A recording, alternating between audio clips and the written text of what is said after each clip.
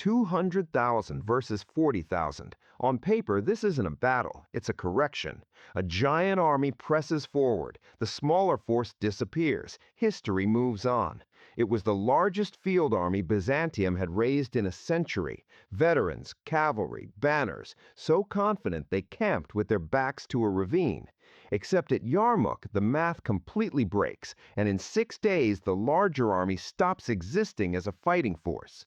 Picture the end first, men running hard enough to drop shields, lungs burning in desert air, dust turning the world into a brown fog. Ahead, the ground simply ends. Wadi al-Ruqqad, 200 feet of empty space and rock.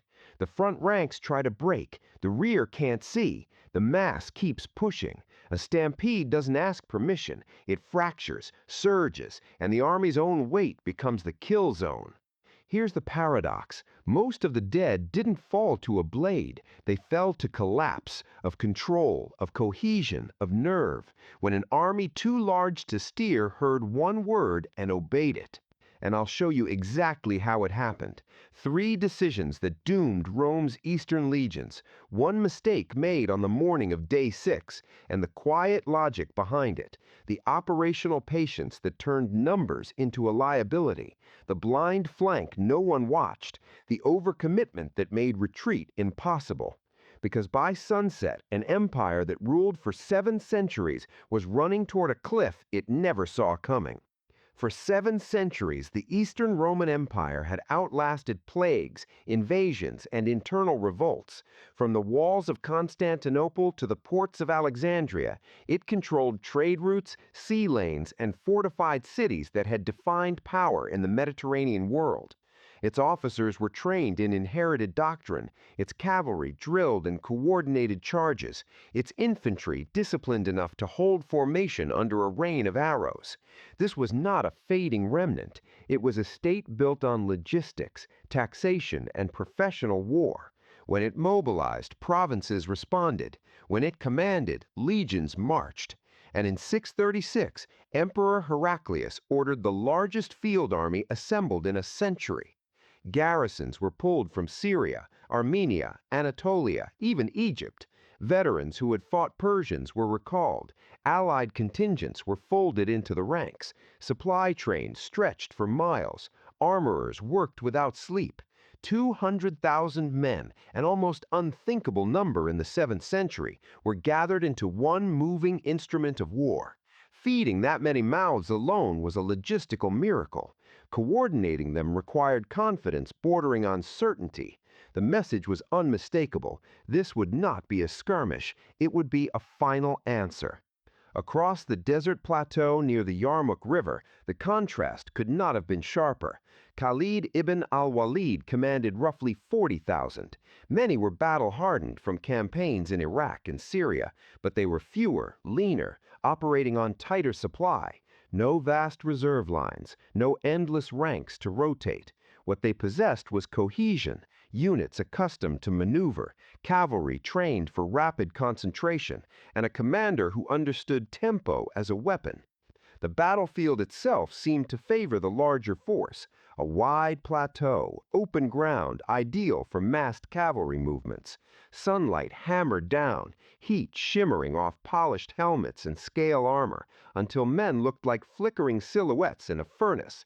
Dust rose beneath thousands of boots, turning entire formations into shifting walls of shadow.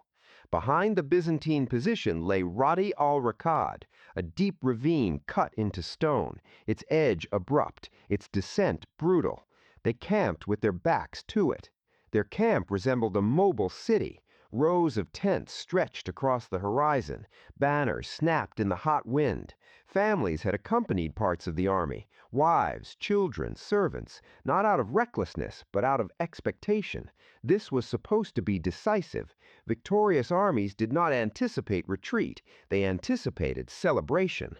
That was the flaw. Not arrogance in the crude sense, but inevitability. When numbers swell that large, the belief in them becomes structural. 200,000 versus 40,000, a century of imperial doctrine behind them. Open terrain, superior numbers. On paper, this battle was over before it began. So why did the smaller force choose to stay? Day 1, August 15th, dawn. The Roman line moves first. 200,000 men advancing across open ground is not a charge. It is a horizon that begins to move. Shields overlap. Cavalry wings extend outward like iron claws. Drums beat. Orders ripple through ranks trained to respond without hesitation. The earth vibrates under the synchronized weight. This is shock warfare by mass alone. The smaller army waits. By mid-morning the collision comes, metal striking metal, horses slamming into shield walls, arrows cutting through hot air thick with dust. The sound is not heroic, it is grinding, controlled, brutal. Roman infantry presses forward in disciplined waves, rotating units with precision. Fresh ranks replace the tired. Cavalry probes the flanks, testing cohesion. This is how empires fight, methodical, relentless. By noon, the lines strain. The heat intensifies, sweat blinds, hands slip on sword grips. Roman pressure builds with each rotation. 40,000 men absorbing the weight of 5 times their number. The smaller army bends. Ground is given step by step. Officers shout to maintain alignment. Standards waver, then steady. They should have broken. But sunset, casualties are mounting. Bodies lie between formations, trampled into the dirt. The Roman command sees progress. The line has bent. The smaller army is thinner. The mathematics appear intact. But the line didn't collapse. Night falls over a battlefield that smells of iron and dust. Fires flicker. Both armies count losses. One side believes it is grinding down resistance. The other studies the rhythm of its enemy. Day 2. The pattern repeats. Dawn brings another advance. The Roman machine resumes its forward grind. Cavalry strikes harder this time. Infantry commits deeper. The smaller army absorbs the impact again. Shields locking, formations flexing under pressure. Exhaustion begins to creep in, not only into muscles, but into command cycles. Moving 200,000 men requires constant coordination. Every adjustment must pass through layers of officers. Momentum grows heavy. By midday, the pressure intensifies. The Roman expectation is simple. Repetition will shatter resistance. They increase tempo. More men forward. Fewer pauses. Dust thickens until units can barely see beyond the next rank. Sound carries poorly. Commands must be repeated, relayed, corrected. The smaller force retreats in controlled increments, not rout, not panic, controlled, measured, discipline versus momentum. By evening, frustration enters the Roman camp. Victory is close, but not decisive. The enemy refuses to snap. Day 3. Again the assault begins at dawn. Again the impact. Again the grind. But now something subtle changes. The smaller army's commander does not counterattack. He does not gamble. He watches. He studies rotation speed. He observes how reserves move. He notes where cavalry overextends and how long it takes to reform. He measures exhaustion like a resource. Larger armies are harder to pivot. Their strength is mass. Their weakness is inertia. Once committed, they are slow to retract, slow to reconfigure, slow to admit uncertainty. By midday of the third day, Roman officers push harder. They sense opportunity. More units are committed to the front. The pressure becomes constant, almost desperate in its insistence. The smaller line bends further than before. Shields splinter. Gaps appear and close. Dust and sweat sting open wounds. They should have broken. But the line didn't collapse. And that's when something subtle began to shift. The Romans were fighting to end the battle quickly. The smaller army was fighting to stretch it. Exhaustion was no longer a side effect. It was becoming a weapon. Day 4. At dawn, something changes. The smaller army does not hold as rigidly as before. The center yields, just enough to be visible. Shields step back in coordinated increments. Dust swallows the movement, but the effect is clear. Ground is given more quickly than on previous days. The Roman front surges forward. Momentum, once measured, now feels like breakthrough. Officers signal for deeper commitment. Fresh reserves move in behind the advancing line. Cavalry presses harder on both wings, eager to turn retreat into collapse. The gap in the center widens slightly, like a crack in stone. From the Roman perspective, this is proof.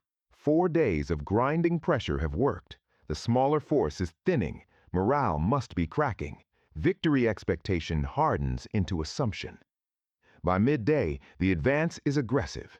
Formations push faster, less cautiously. Orders are shouted over rising noise.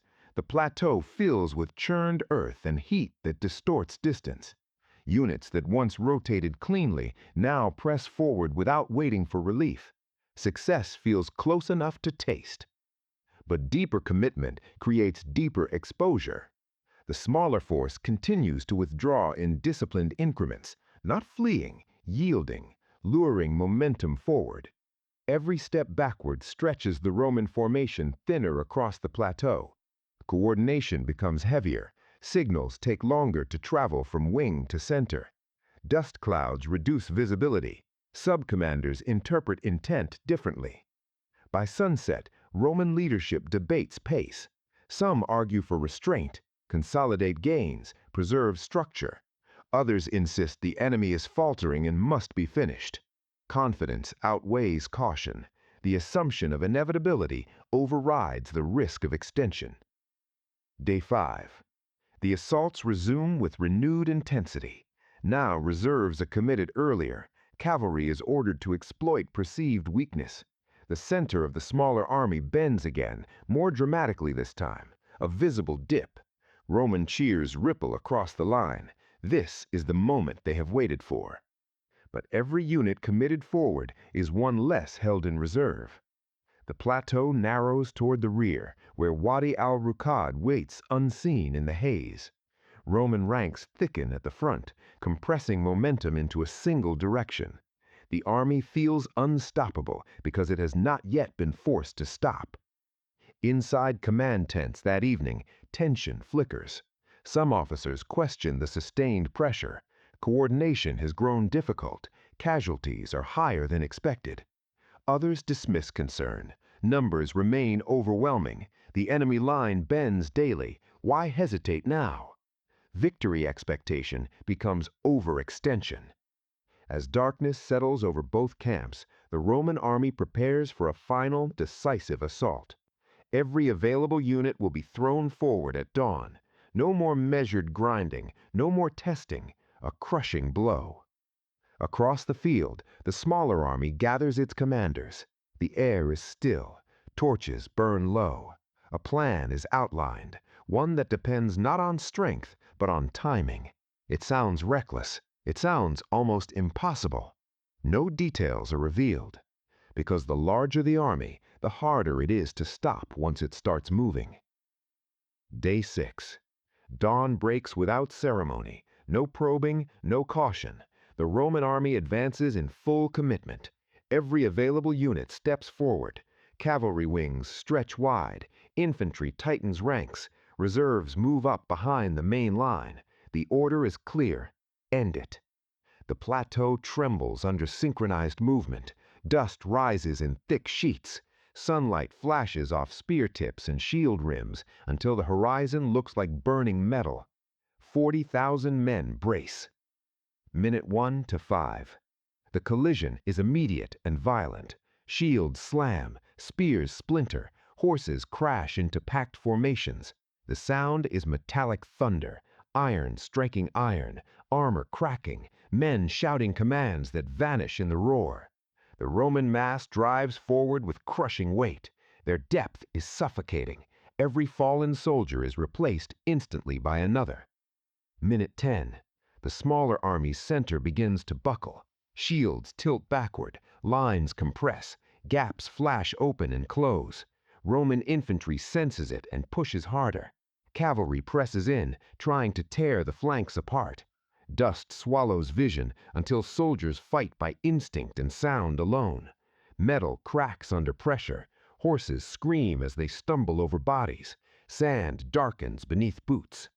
The center bends further.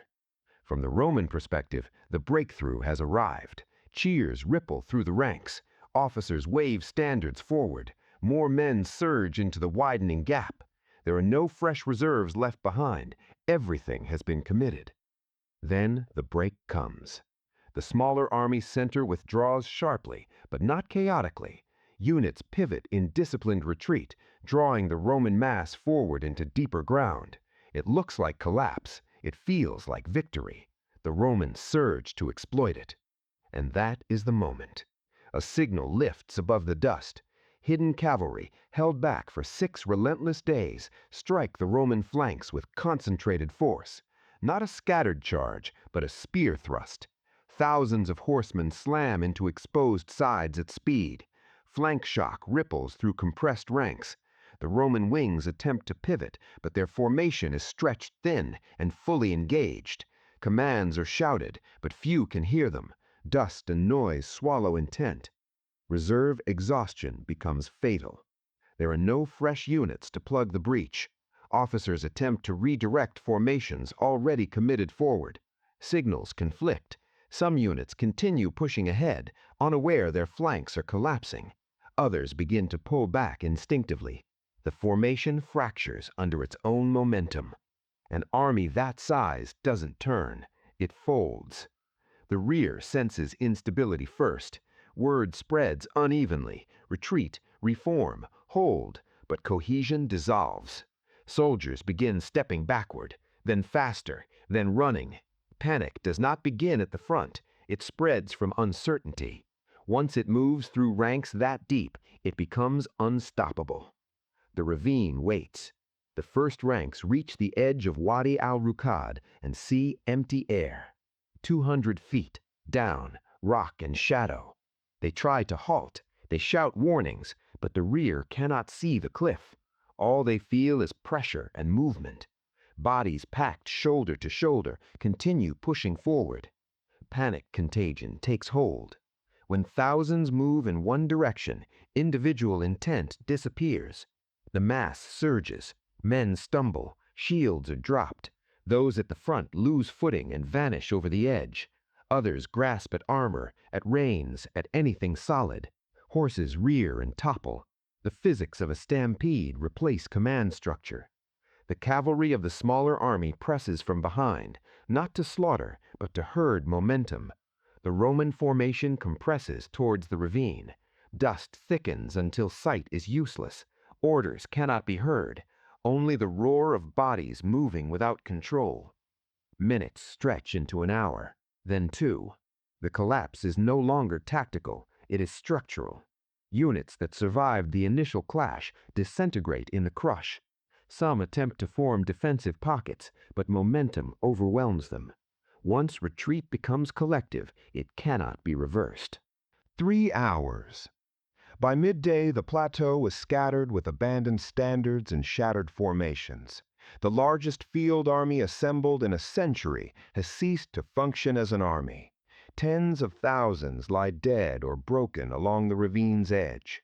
Others scatter into the desert in fragments, seeking any path away from the catastrophe. The dust begins to settle. Where 200,000 once advanced in disciplined formation, silence spreads across the field.